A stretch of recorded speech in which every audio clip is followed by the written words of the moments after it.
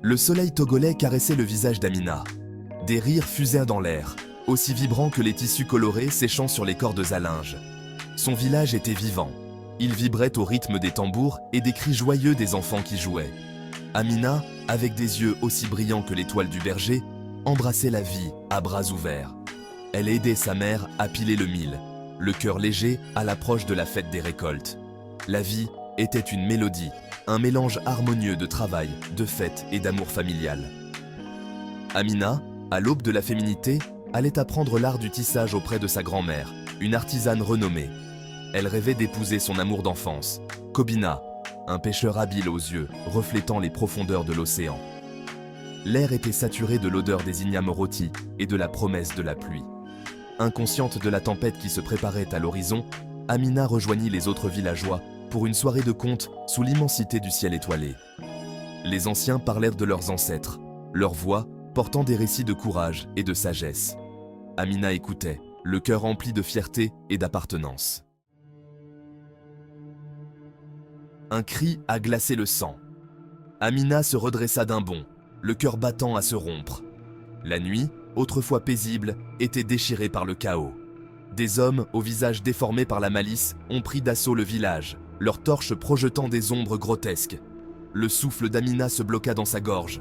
Des chasseurs d'esclaves. La panique s'empara du village. Des cris déchiraient à la nuit, alors que les voisins devenaient des étrangers face à la terreur. Amina se releva précipitamment, sa main se tendant instinctivement vers celle de sa mère. Mais il était trop tard.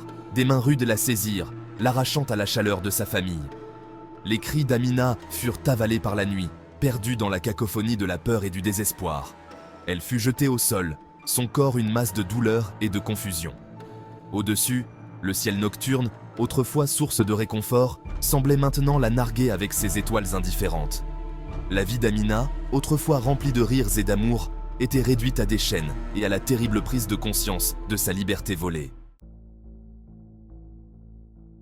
Le goût salé de l'océan emplissait les narines d'Amina, un rappel constant de sa captivité.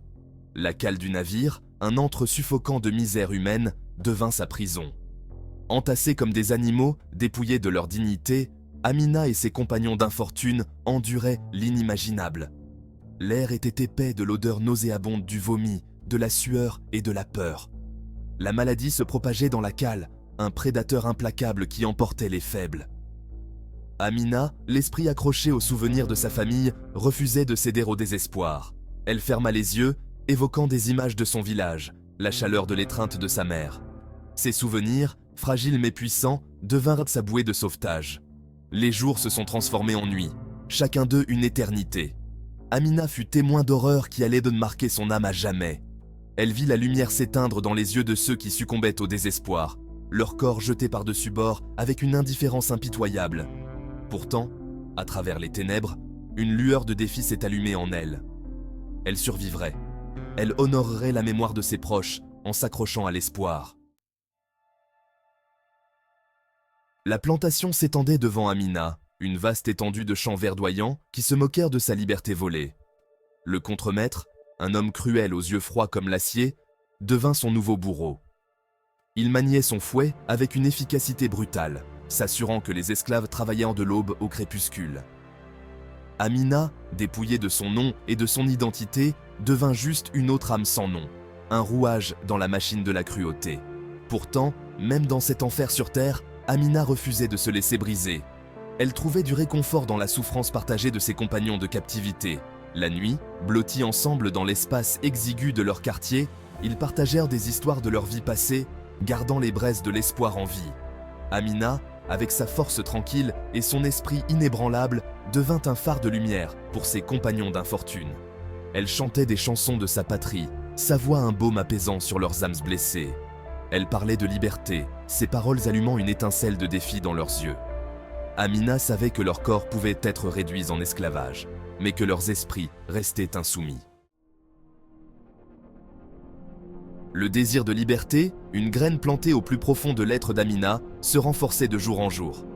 Il murmurait dans le bruissement des feuilles, vibrait au rythme des tambours qui résonnaient dans les marais voisins. Au cours de moments volés sous le couvert de la nuit, Amina rencontrait d'autres âmes de confiance. Leurs murmures étaient faibles, leurs paroles lourdes de désirs ardents et brûlants de libération.